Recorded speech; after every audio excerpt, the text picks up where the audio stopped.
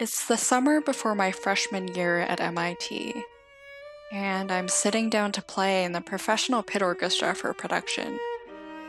But as I watch the conductor lift his baton for us to begin, I look over at my viola, and I look down at my music, and I realize that I just physically can't play.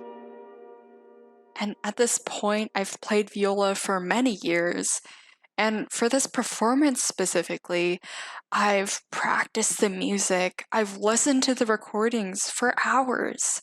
I should be prepared. But as I'm sitting there, as everyone's watching me, waiting for me to play, I realize that I can't even make a sound.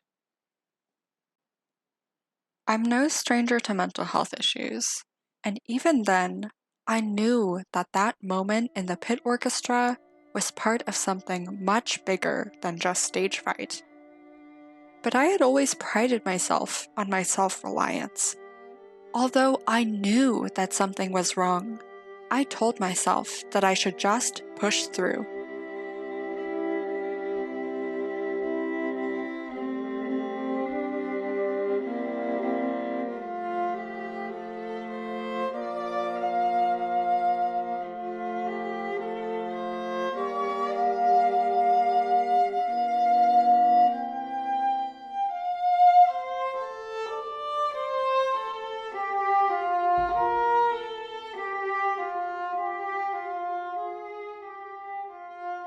As I transitioned from high school to college, many people pointed at my history of accomplishments.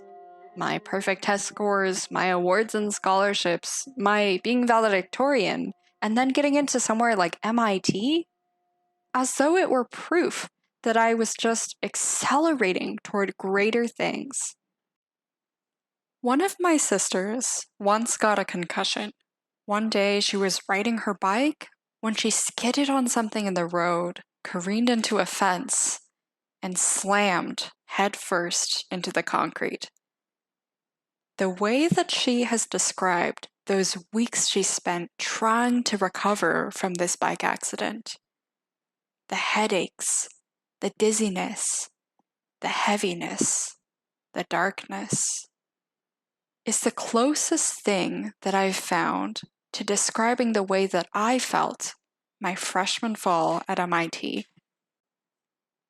I knew that being a student at MIT was not supposed to be easy, especially given everything that I'd put on my plate.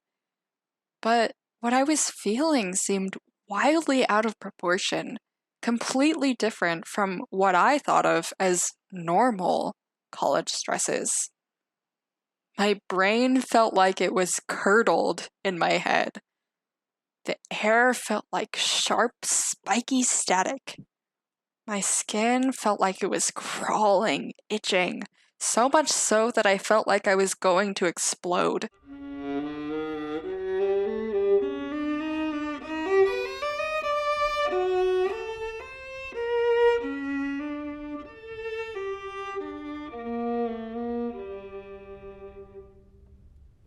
Nevertheless, I managed to still go through the motions of daily life.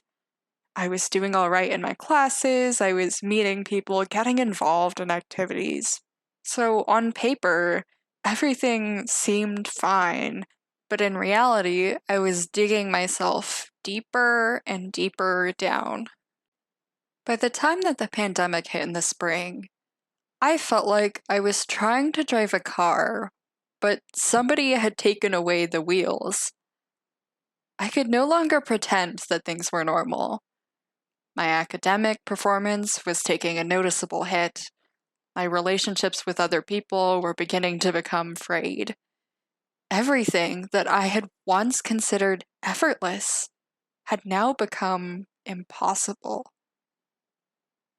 And when MIT sent us home, I found myself retreating into my viola playing and music. Not because it was something that I particularly enjoyed doing much anymore, more just because I wanted to prove to myself that there was still something that I was still capable of doing. One day, as I was practicing my viola, I felt a slight tingling in my left hand. But I decided to ignore it and just keep going. Well, that slight tingling became a sharp, burning sensation, and I ended up getting an x-ray of my hand. But believe it or not, that x-ray of my hand came back completely normal, despite my left hand feeling like it was on fire. And that's when I realized that even if others can't see the injury, even if it's invisible on an x-ray scan, that doesn't make it any less real. So I spent 2.5 months without my viola, without music, resting my hand, and for the first time, truly allowing myself to press pause and let myself recover. Since then, I've been working on rebuilding myself little by little. I've been revisiting projects and friendships that I set aside during the worst of the times. And recovery hasn't happened overnight. There are definitely still days where I feel like I'm going to burst out of my skin or that I'm being suffocated by darkness. But there are more moments now where I feel better. The other day, I realized just out of the blue that I felt happy to be alive. And that was amazing because it had been a really long time since I had remembered feeling that way. Now I've learned to really be patient with myself and to trust myself, reminding myself that I'm doing the best I can in any given moment and that is enough.